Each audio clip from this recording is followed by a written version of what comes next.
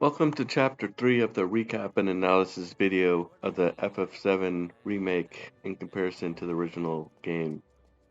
As we saw in the Chapter 2 recap and analysis video, there's some major differences, such as the first appearance of Sephiroth, which we didn't see until way later in the original game, and we have Aerith, who is being tormented by these new enemies called the Whispers.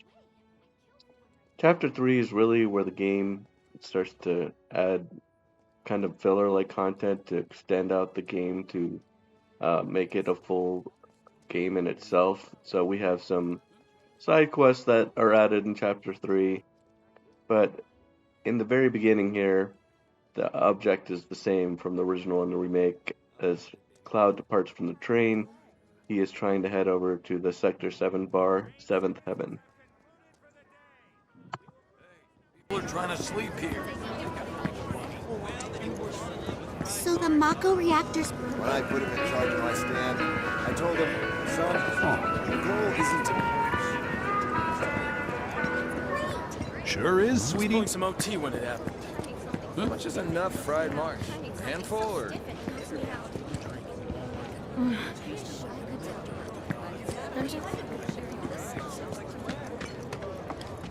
I've never felt the ground shake like that. Dumb Platy's only had it so good because of the reactors. And this bombing's changed all that. Yeah, well, shoes on the other foot now. Let's see how they like fighting. I've never seen anything like it before. It was completely insane. Security was out full force looking. Cloud eventually makes it to 7th Heaven, and we introduce one of our next major characters in Tifa Lockhart. Of all the characters in the remake, I feel her upgrade and redesign was the best. She looks fantastic in the new series, and her speed and agility made her one of the most fun characters in the game to actually play as. We also have Marlene here, who is the daughter of Barrett and plays a minor role in both games as well. Where'd you get that? I can't remember the last time I saw a real one. Huh? How sweet. When did you get so thoughtful?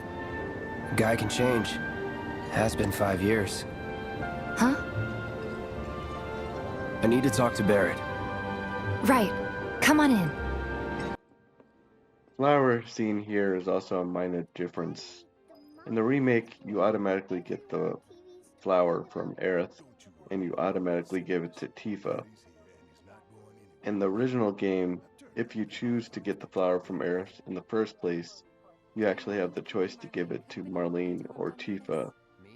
This has downstream effects later as to who your date will be in the Gold Saucer event, which we won't see until Rebirth.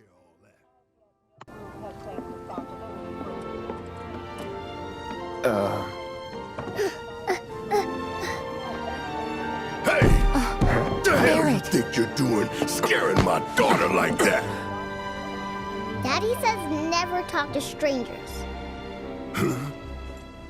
That's right, honey, I do say that. What a good girl you are remembering Daddy's lessons. You know what else good girls do? They go to bed on time. Come on. But I'm not tired. I want to talk some more, Daddy. All right, but just this once. So then, what can I get you? My money. In Chapter 1, there was a brief interlude of Nibelheim with Cloud and Tifa in the past. And in Chapter 3 here, in the original game, there's a more extended and better version of this past memory sequence that the remake does not show.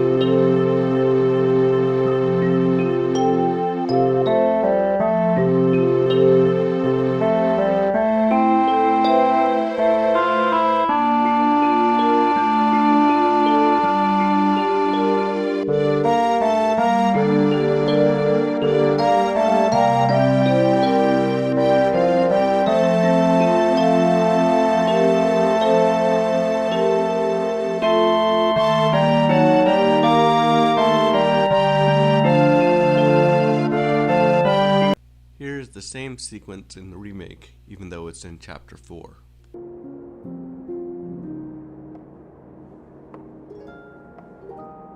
Heya. So, what did you want to talk about?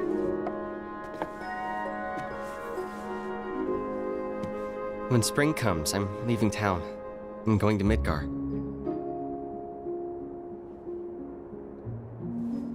Should have figured. All the guys are leaving. But I'm not like them. I'm not going just to look for work. I'm going to be a soldier. The best of the best. Like Sephiroth. The Great War hero, huh? Isn't it pretty hard to become a soldier? Yeah. So I won't be back for a long time. Guess not. Think you'll be in the papers? I'll try.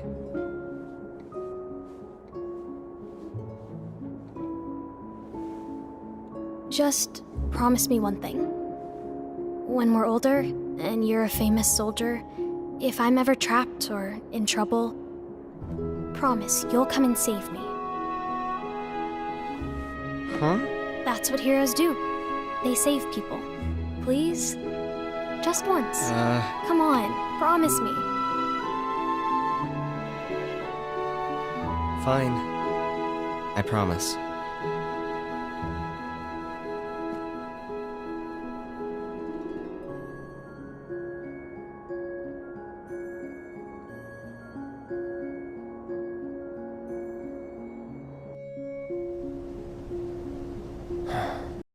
What's great about that scene is that we have some history shown between Tifa and Cloud, and then we also have the first mention of Sephiroth, even though we have no idea that he is the antagonist of the game yet. Meanwhile, in the remake in Chapter 3, it has its own sequence that's original to it, that we'll see here soon. Coming in.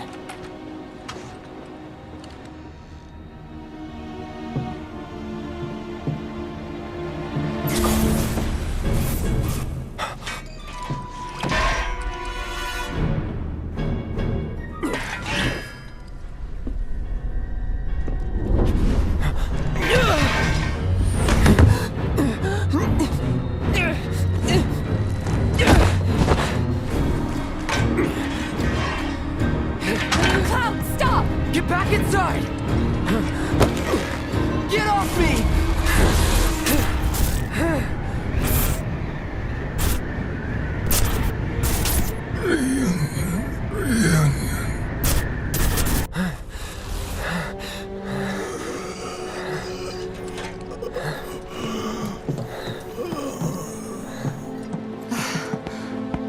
What are you doing to Marco? This is his apartment. He's got a few problems, but he's not a bad guy. The landlady asked me to check on him now and then to make sure he's okay. Can I ask you to do the same? Sure.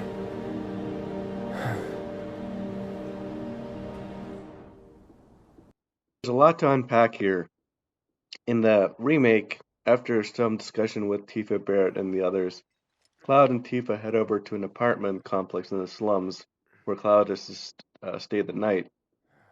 He is then disturbed by a neighbor, and it turns out to be a Black Road member from the Genova reunion.